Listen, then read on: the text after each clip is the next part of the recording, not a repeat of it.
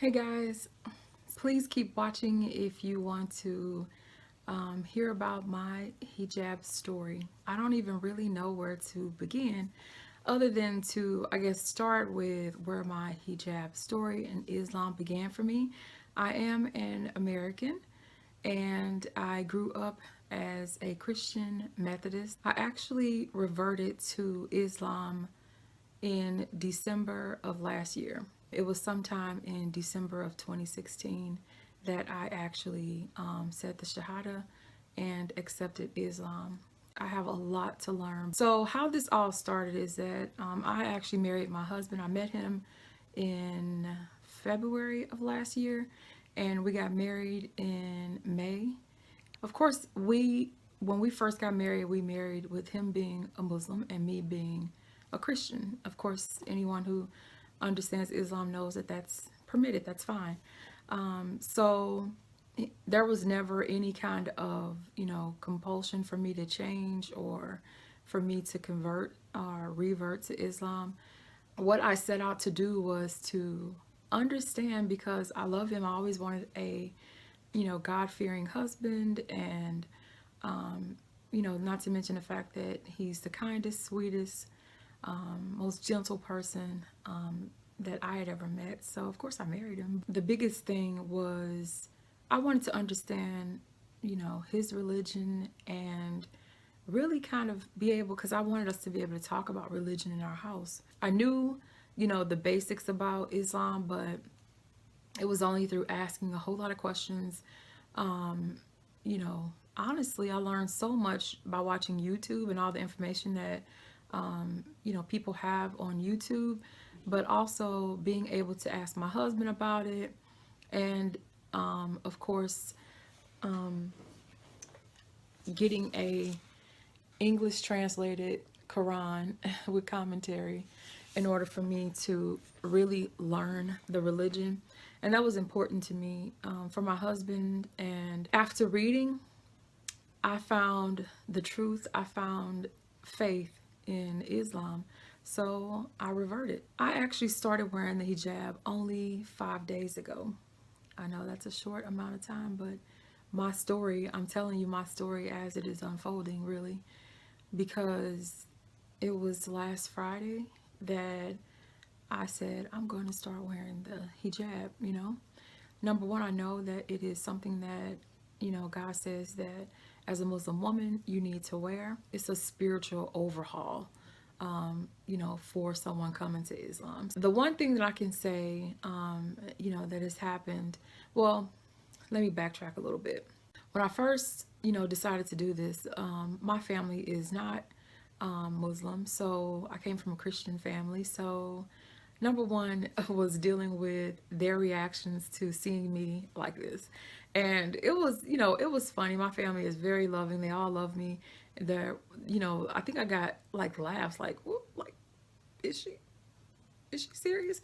So even though they've never known me to be a person who's been religious, hopping and searching or changing religions, that never happened. So I don't think it's that they didn't think that I was serious about it. I think they just weren't prepared for it. And living in a state and county where you don't see a whole lot of hijabis, it was one of those things where it just takes getting used to. So I'm sure there are other reverts out there from America who know exactly what I'm talking about and can relate. But my family has been nothing but supportive and loving, and always just what I've always, grown used to them doing, which is supporting and just being very supportive and always loving, each other no matter what. So I do appreciate that. That made this very easy in that way. I think the biggest thing that worried me about wearing, the hijab in a company, I work in financial services and insurance. So that's a very mostly conservative environment, and it's corporate America. So, for us Americans, we know what that means. So there's no one in the building that I've seen. And let's say there's probably somewhere about 6 or 7, maybe between 5 and 800 people. I don't know, because each floor probably can carry about 300 people or I don't know, but the point is that it's a big building, and I've never seen anyone wearing a hijab. So I'm the only one as far as I know. And as with doing anything singularly by yourself, you're always just like, how is that going to go over? So I was a little bit nervous, but not so nervous that I wasn't going to do it. And I think because I am new to the hijab, and mind you, I am 40 years old, and I think it took several months for me to really process what I thought I knew about Christianity. So I guess my hijab story really starts with dealing with this feels like the truth, Islam does. Now what? Can you embrace it at 40? You know, being a Westerner. Can you submit to following what, you know, God says a woman, I mean, how a woman should dress, how she should carry herself, you know, the Islamic way of life? Can you adjust to that? So I truly believe that's going to be a lifelong journey and process. But the first thing for me was just embracing the fact that you don't get to just do everything your way. You know, in Islam, God says that, you know, for women, for believing women, this is how we dress.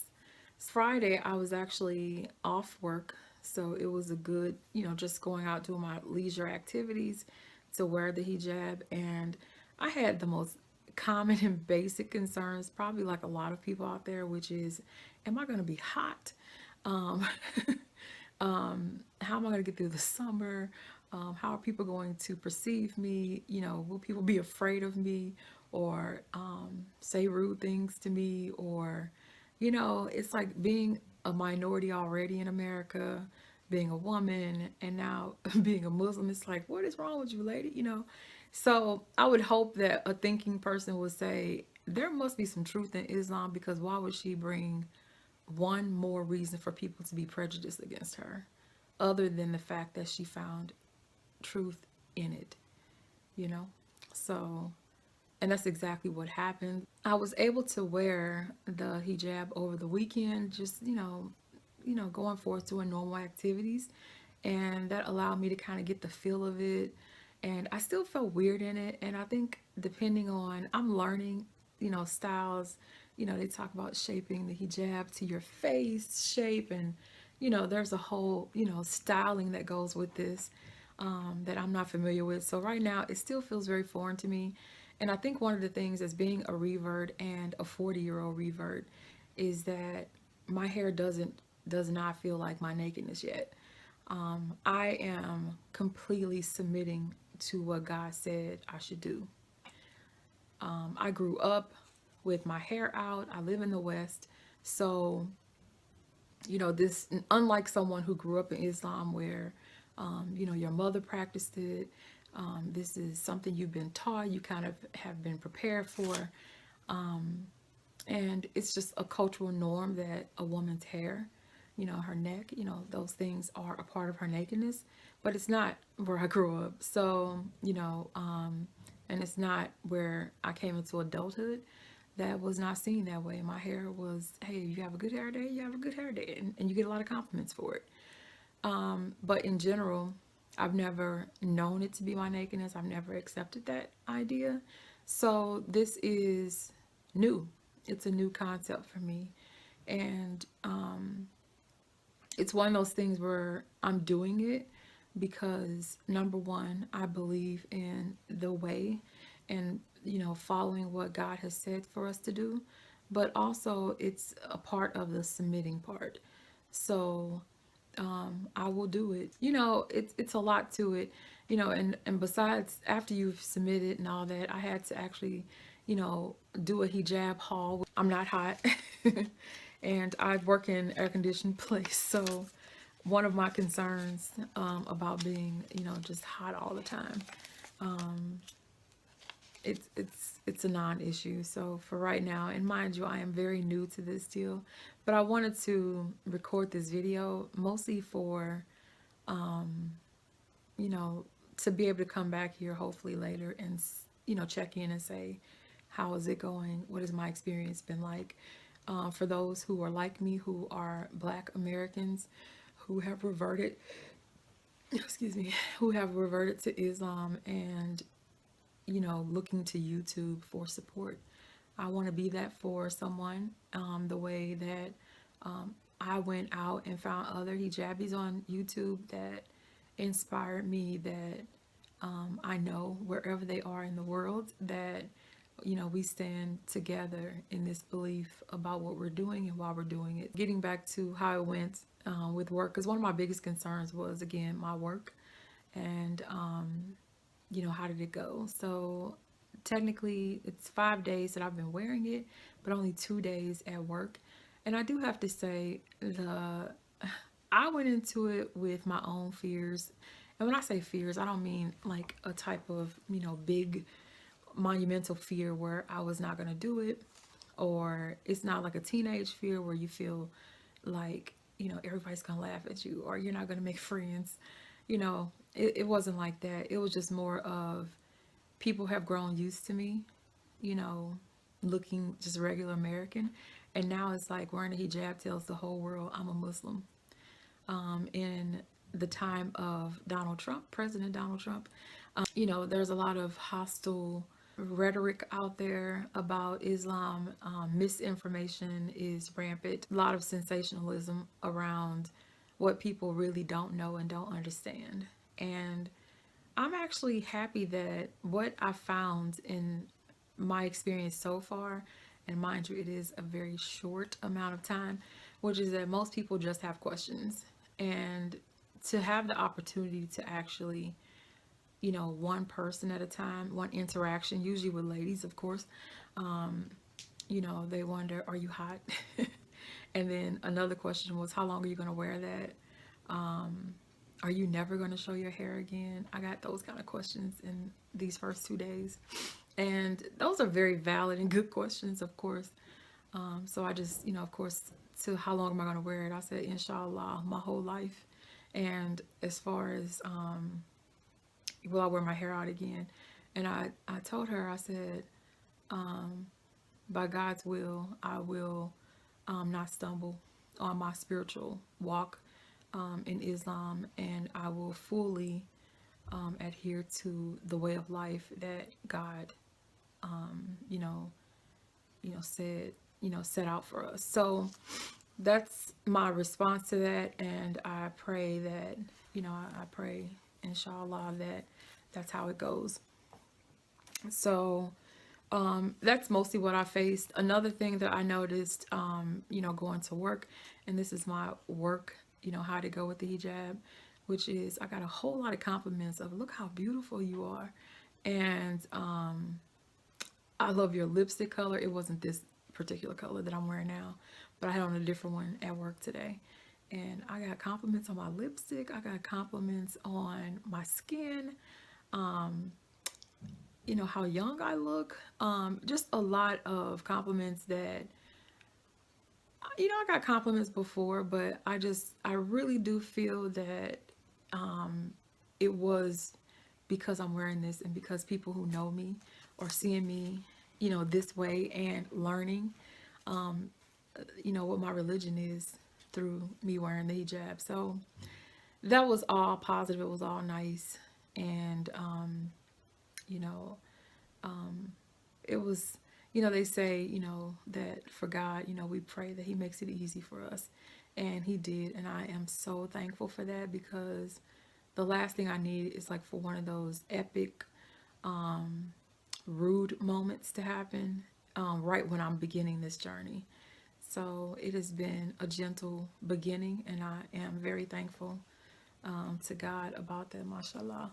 So moving on. So what else happened at work?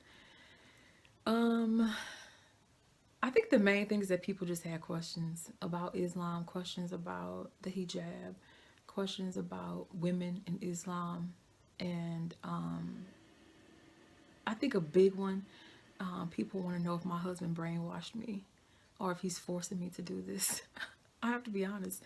That's a question as an American that I think my family wondered about. And people at work who care about me, they also are wondering, like, did he brainwash you, or is this what you had to do to get married? Like, what happened? You know, there's a part of me can be somewhat sensitive, but I get where they're coming from, and of course that is not the case. And actually, most of my learning has happened not from my husband, but my own research. I converted to Islam not because of him or anything, honestly, of him. I mean, mind you, I found my husband, the husband that I prayed to have one day. You know, I always pray for his character. You know, I mean, you know that he should be a kind person, a family person, a person who loves my family and blends in well. I pray for things like that, and the person that God sent to me ended up being a Muslim. So that made me that's what sparked my curiosity. I think I kind of mentioned that before. So that's one of those things that I feel like I'm constantly doing. I was gonna say damage control, but I'm constantly defending my husband's honor because people wonder if there's been some kind of force in doing this, and number one, converting, and number two, wearing the hijab. And you know, I tell them all the time that there's absolutely no compulsion in Islam, and although women are required to wear the hijab, and men have a form of hijabs as well, I think the main thing is trying to, as quick as possible, you know, without, you know, I wouldn't have time to tell them the whole religion. They have to study it for themselves. But I try to do a justice to just explaining that this is a part of a woman's spiritual journey, and it really isn't as oppressive as the media has made it. It is not about her not having rights in Islam or any of those things. It is a pure and it's spiritual. It's so many things. I barely have the words for it, but and it's hard to convey to other people, especially ones who have not studied Islam and have not read or picked up a Quran before. So that's what I found a lot of today and yesterday. One of the other things about my hijab story is the differences made in my attitude and how I know that I represent Islam when I'm talking to people. I know when I'm wearing a hijab that people automatically are going to have an impression or get an impression about Islam based on their interaction with me. So I do feel that that's one of the biggest things that I am conscious of every time I have the hijab on, which is how am I treating people, how am I behaving.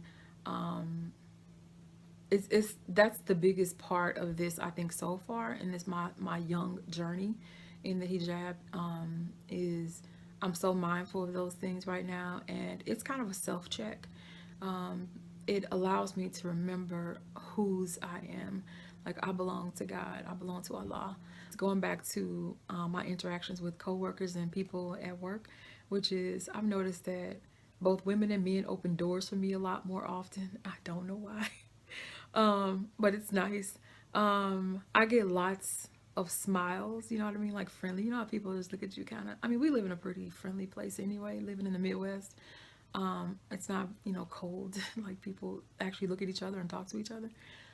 But I have noticed that lots of people smile, and not like a condescending smile, like, you know, not none of that, but it's more of a hi, you know. And I kind of feel like, and maybe this is just me being paranoid, I don't know, but I feel like people are kind of like smiling to let me know, like, I'm not a racist or I'm not prejudiced, you know. And they could have totally different intentions, but I do feel it's good, even if they are doing it for that reason, saying that, hey, you know, you're cool with me, or I accept that, you know. But it's, I can't even explain it, but you know how humans, we have unspoken languages, you know, unspoken language we can talk without verbalizing. So anyway, that's just been positive. So I really didn't talk a whole lot about the hijab because there's the hijab tag, my hijab story. That tag has been going on for a long time. So I'm kind of under the impression that if you came and you clicked on this video, that you know what the hijab is. You know a little bit about what it means, but I'll just touch upon what it means to me, being a new revert to Islam. So for me, wearing the hijab is a signal of a woman's attempt to live a modest life, to dress modestly, to live humbly, and letting the world know that, you know, she belongs to God, Allah, and that God comes first in every area of her life.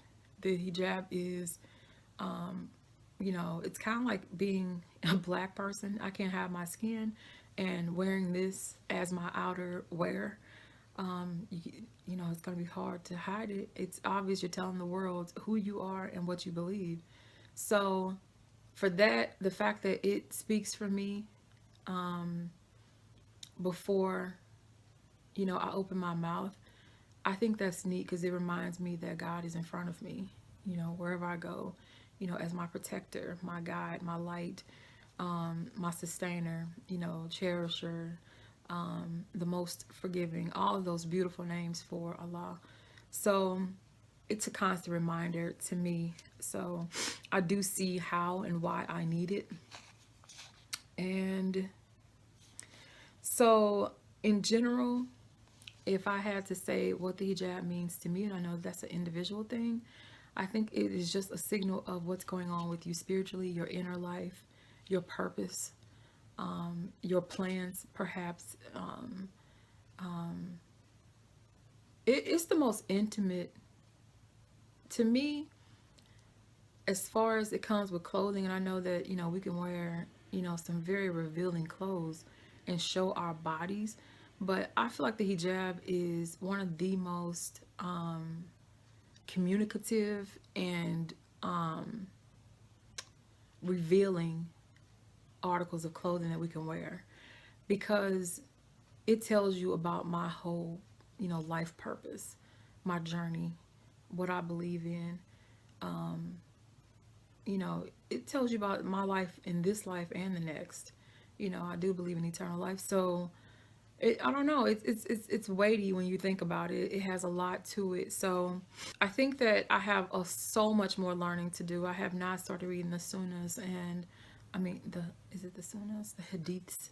I have not. I've just read. I've been reading the Quran, and I'm about 80 something percent. You know, because I've been keeping track. Because I set out to say I want to read the whole Quran, and I am well on my way to doing that before the year's out. Inshallah, I will read the whole thing, and I look forward to, you know, reading it over and over, because I know that I will get more out of it as I read the commentary, as I, you know, hopefully, inshallah, I will learn more Arabic, because that alone, that's a whole nother story. I can make a whole video about how difficult it is to learn Arabic, but you know, I do trust that, you know, God will make a way for me and make it easy for me.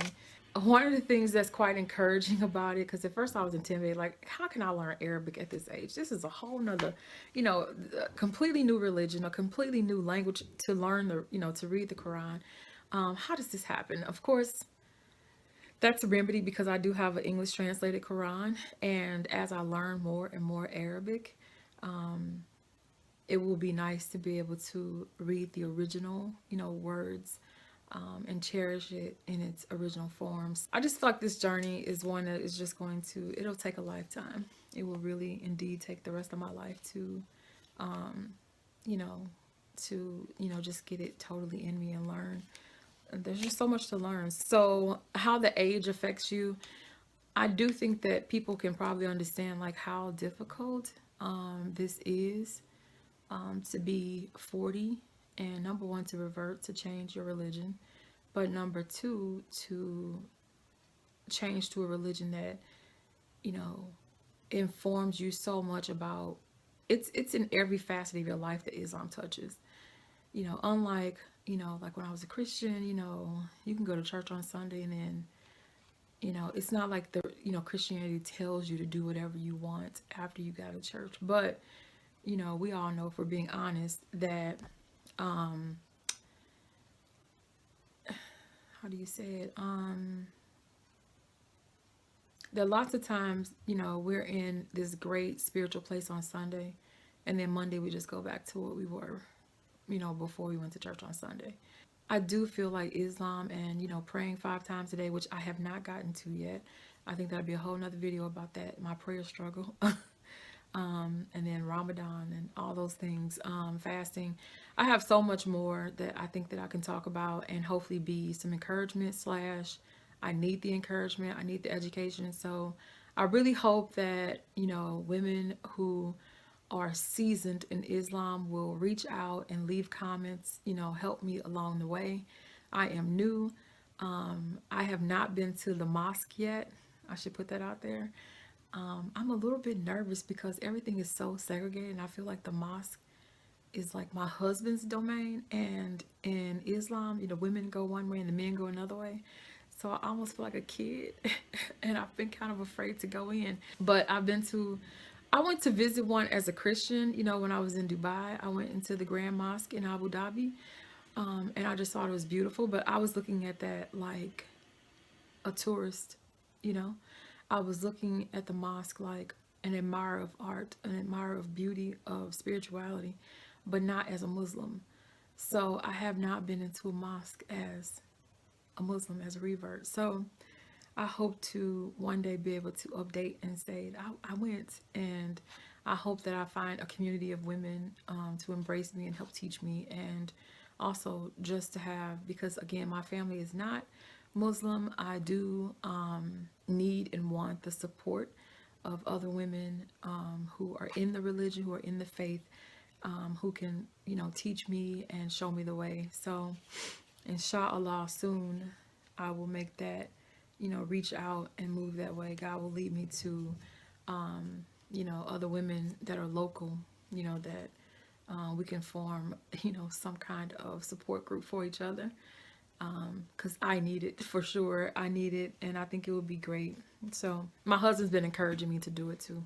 So he's like, you can't just, leave your learner for YouTube. And I've done a lot of learning on YouTube. So I do believe in learning can come in so many different forms and ways, obviously.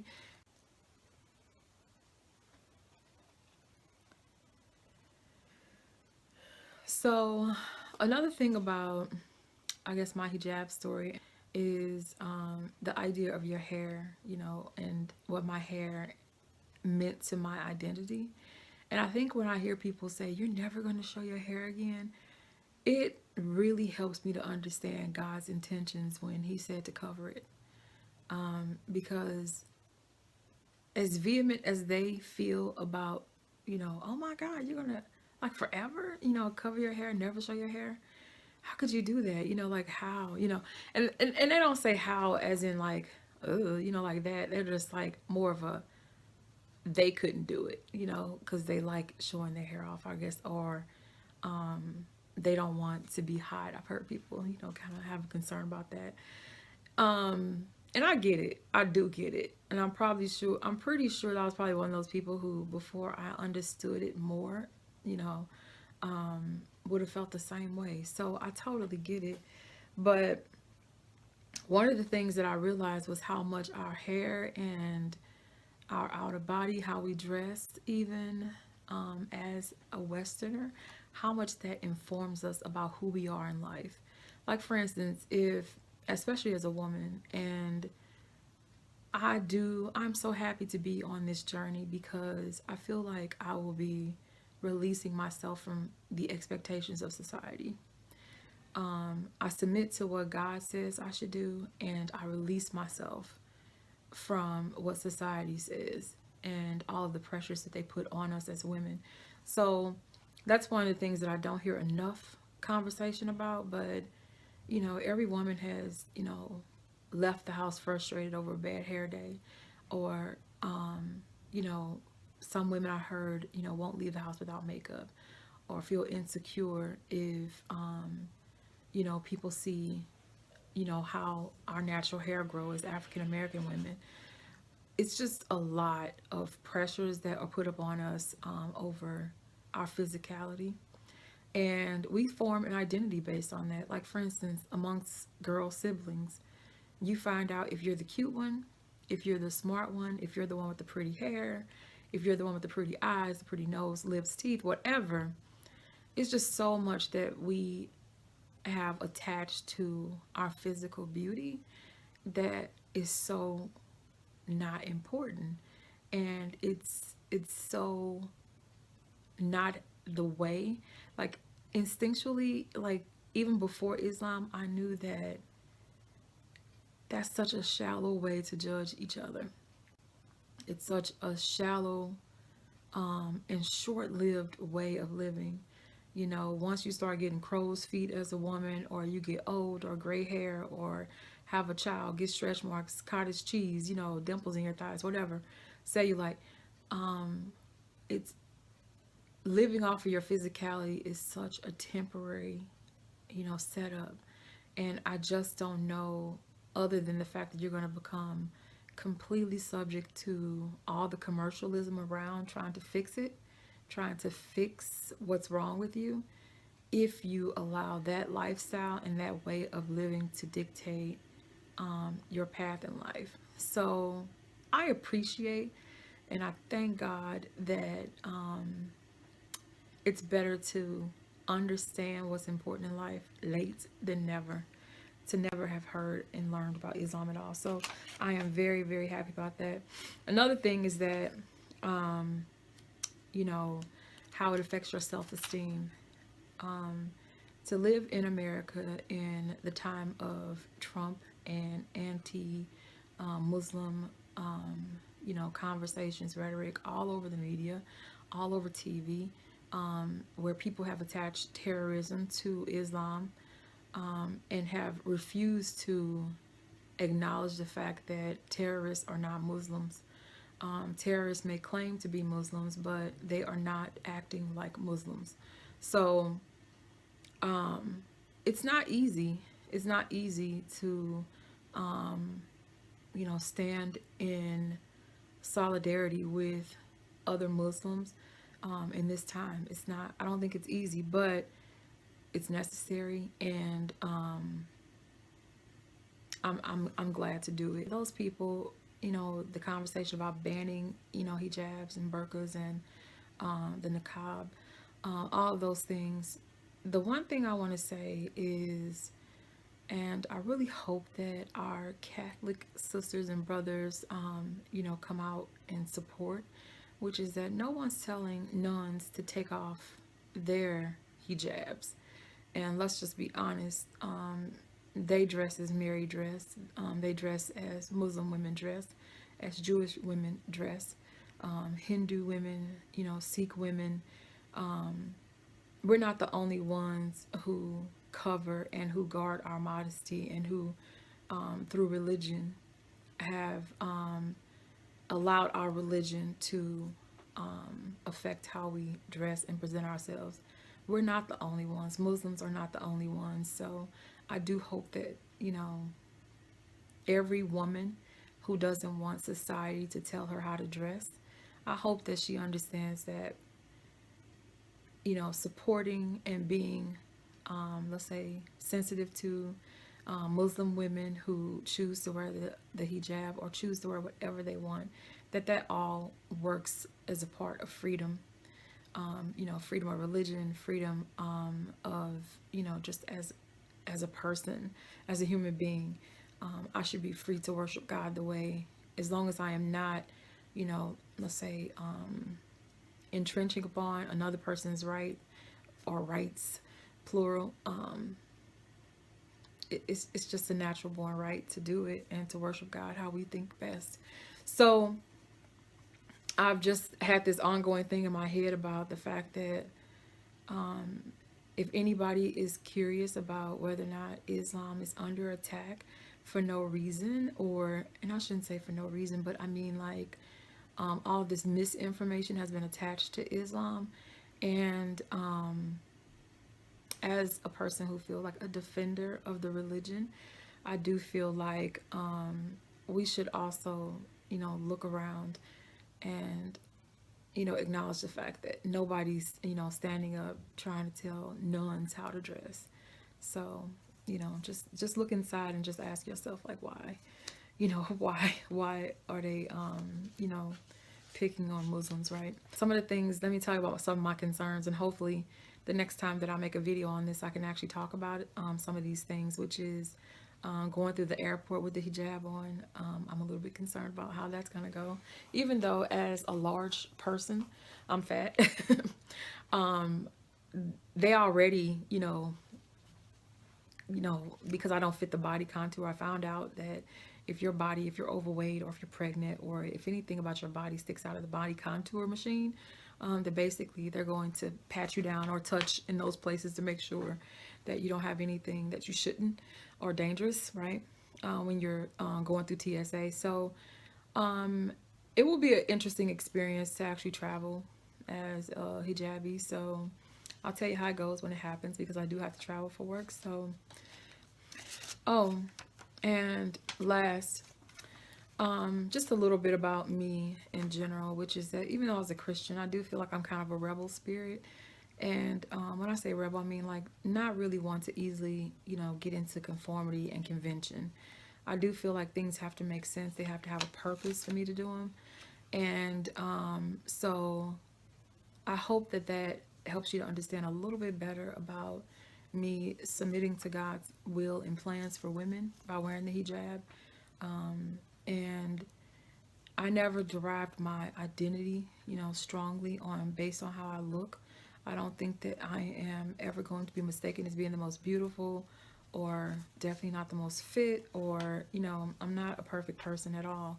So I haven't, steeped a whole lot into my physical identity. So this was a little bit easier for me in that regard. But one of the harder things, and I wonder if there are other reverts out there who feel similar, which is the harder part for me as a revert is, if God loves me, I came into this world naked. I'm going to die one day and I won't be taking clothes with me. Why do we have to wear, like, what does it matter what my clothes look like? What does it matter what I wear? And mind you, I have come to find answers about, what I wear, how I dress. And, there's a community element in Islam. And I know that part of how I dress affects my community. Like, for instance, if I'm going around, flirting with men and wearing clothes that's revealing and looking pretty cheap, I'll probably be tempting people, if it's not, men, then I am looking threatening to other women. And I think you can understand what I mean by that. So last, I want to wrap it up by talking about one of the most important things as a Muslim, that I'm happy about, with number one, the link between my natural hair journey and the hijab. And that is when I first decided to go, like to submit to Islam, I didn't like the idea of hoodoo, ablution, because I had relaxed hair. I was like, I love you, God, but she can't be letting these edges revert, getting her hair wet, with ablution. I am just being honest. Please don't judge me. Pray for me, okay? I'm not there now. Pray for me. I mean, for who I was, right? But one of the things that I am, I just can't even, I have to be honest. I am so happy about the hijab and about, going natural and stopping, getting relaxed. As an African American woman, I am so happy because I can actually perform ablution and not worry about my hair reverting.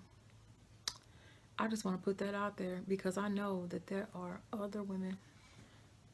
I know you're out there, that you're in the same place as me, who was like, I believe in, God, and the religion is real nice, but she can't be messing up her hair.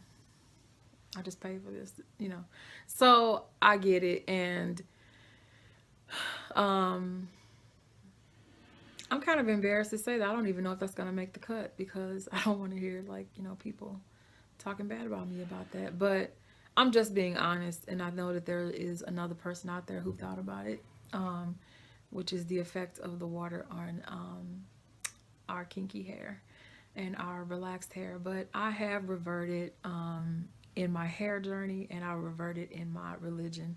So,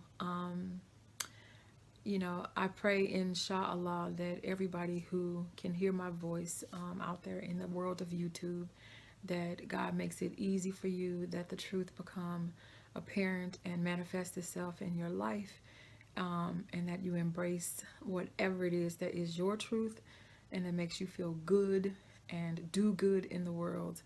And yeah, so that's a really extensive hijab story, but I do feel like it is one that is just beginning. So, inshallah, I will continue to grow. And yeah, so I guess I'll sign off now and say Assalamu alaikum.